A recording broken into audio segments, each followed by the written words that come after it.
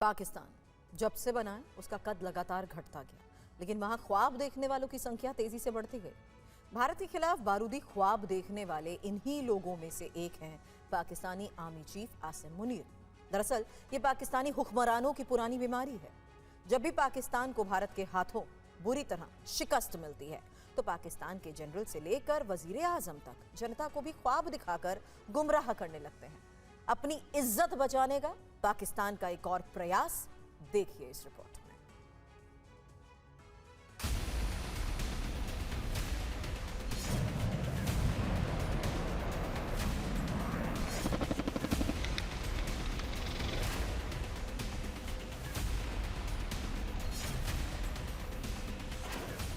जब जब पाकिस्तान ने अपनी हदें लागी, भारत ने उसे तगड़ा सबक सिखाया, लेकिन पाकिस्तान अपनी हरकतों से बाज नहीं आए। पाकिस्तान को चाहे हर बार मुंह की खानी पड़े।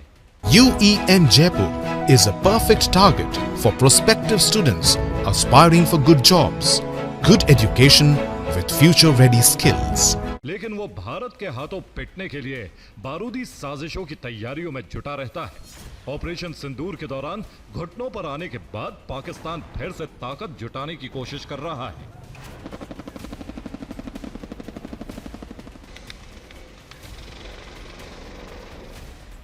पाकिस्तानी सेना के जनरल आसिम मुनीर एक बार फिर अपने सैनिकों के पस्त हुए हौसलों को दोबारा लौटाने की कोशिश कर रहे हैं। इसी सिलसिले में आसिम मुनीर मुल्तान कोर हेडक्वार्टर गए। मुल्तान जाने की एक खास वजह और भी थी। दरअसल मुल्तान आर्मी एविएशन बेस पर हाल ही में चीन से मिले लड़ाकू हेलीकॉप्टरों को औपचारिक रूप से पाकिस्तान आर्मी एविएशन कॉर्प्स के बेड़े में शामिल भी करना था। वहां आसिम मुनीर ने पाकिस्तानी सेना की तैयारियों और गतिविधियों का जायजा भी लिया। खुद उन्होंने चीन के अटैक हेलीकॉप्टर में बैठकर उसकी क्षमता को भी परखा। हाल ही में चीन ने पाकिस्तान को जबरन अपना वो हथियार थमा दिया है जो पहले कई परीक्षणों में फेल हो चुका है। जी हां, बात हो रही है Z-10ME-02 अटैक हेलीकॉप्टर की, जो कि पाकिस्तान को चीन से मिला है। 2 अगस्त को मुल्तान आर्मी एविएशन बेस पर आर्मी चीफ मुनीर ने इस हेलीकॉप्टर को औपचारिक रूप से बेड़े में शामिल किया और इसका लाइव प्रदर्शन भी देखा।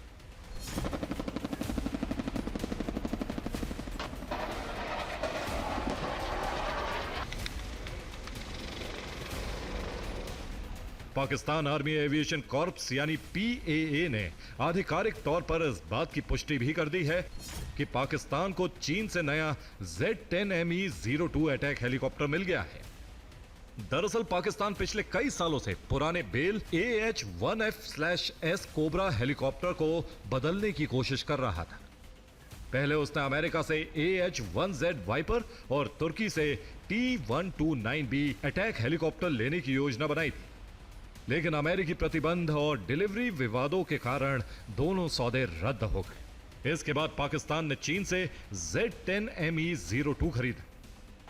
चीन से इस हेलीकॉप्टर की डिलीवरी के बाद आसिम मुनीर खुद मुल्तान कोर हेडक्वार्टर गए, जहां सैन्य अधिकारियों और सैनिकों के साथ उन्होंने आगे की रणनीति को लेकर चर्चा भी की।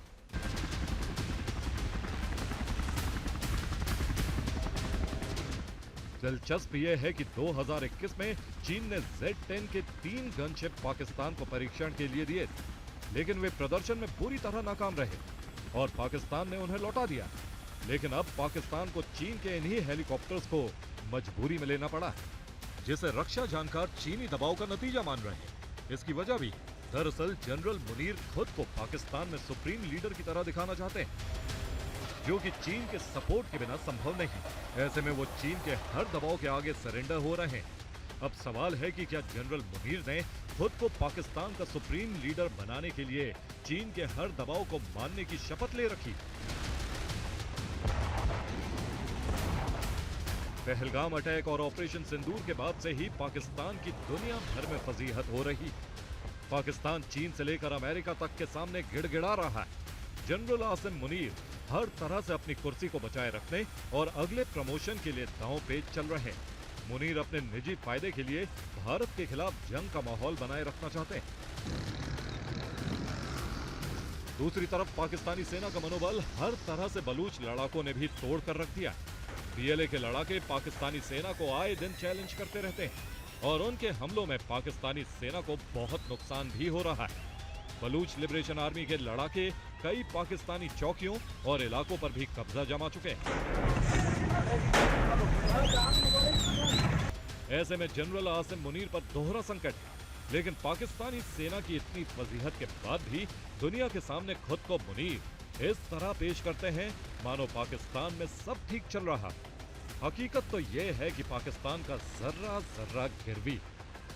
ऐसे में अब पाकिस्तान चीन के अलावा अमेरिका की भी हर शर्त को मानने को तैयार है। Bureau report, TV9 Bharat.